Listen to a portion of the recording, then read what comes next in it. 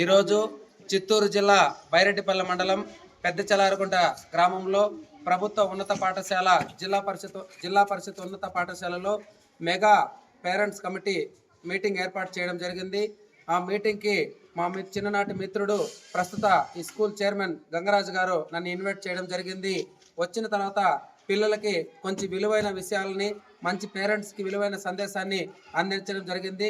అందులో భాగంగా ఇంటికాడ బాధ్యతగా, ఇది ప్రభుత్వ పాఠశాల కాబట్టి రాష్ట్ర ప్రభుత్వం కానీ కేంద్ర ప్రభుత్వం కానీ పెద్ద ఎత్తున వాళ్ళకి కావాల్సిన సహాయ సహకారాలు అందిస్తూ, సంక్షేమాన్ని అందిస్తూ ఇటువంటి ఇంత పెద్ద ఎత్తున కార్యక్రమాలు చేపడుతున్నాయి కాబట్టి ప్రభుత్వ పాఠశాలలో గణనీయంగా హాజరు శాతాన్ని పెంచేదానికోసము ప్రైవేటు పాఠశాలల కంటే ధీటుగా మన ప్రభుత్వ పాఠశాలను ఏర్పాటు చేస్తున్నారు. కాబట్టి ఈ పాఠశాలలో చదివి ఉన్నతంగా చదివి ట్రిపుల్ ఐటీకి అయితేనేమి, వాళ్ళు అనుకున్న లక్ష్యాలకైతేనేమి ప్రతి చోట కూడా మన ప్రభుత్వ పాఠశాల నుంచి వచ్చే వాళ్ళని ముందంజగా వేసేదానికి అందరూ కూడా క్వాలిఫైడ్ టీచర్లు కాబట్టి వీళ్ళందరినీ కూడా ఆదర్శంగా తీసుకొని వాళ్ళ దగ్గర ఉన్నతమైన చదువు చదివి వాళ్ళకి కావాల్సిన క్లాస్ టాపర్ వచ్చే సీక్రెట్స్ కూడా వాళ్ళకి తెలియచేయడం జరిగింది.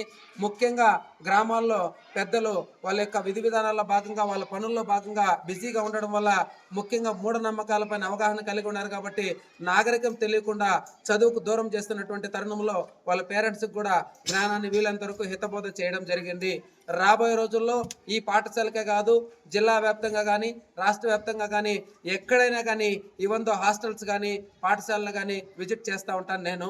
అందులో భాగంగా ఈరోజు నాకు ఈ అవకాశం కల్పించి నాకు ఇంత మంచి విషయాలను సందేశాన్ని సమాజానికి అందించడానికి నాకు ఈ అవకాశం కల్పించినటువంటి స్థానిక హెడ్ మాస్టర్ సార్ గారికి, ఉపాధ్యాయ బృందానికి అందరికీ, ప్రత్యేకంగా మేము మా మిత్ర బృందానికి, మా చైర్మన్ నన్ను పదే పనిగా వారం నుంచి ఫాలోఅప్ చేసి నువ్వు రానే రావాలంటే ఈరోజు సెలవు పెట్టుకొని కూడా వచ్చి ప్రత్యేకంగా ఈ మంచి విషయాల సందేశాన్ని అందించడం జరిగింది.